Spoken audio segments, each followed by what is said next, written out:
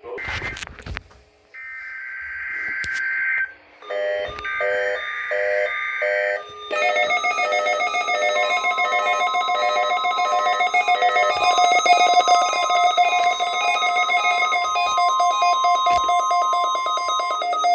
the National Weather Service Office in Portland, Oregon.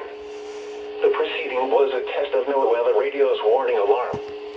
Tests of these receivers are normally conducted every Wednesday between 11 a.m. and noon. If there is a threat of severe weather on the day of the test, it will be postponed until the following week. This concludes this test. We now return to our regular programming.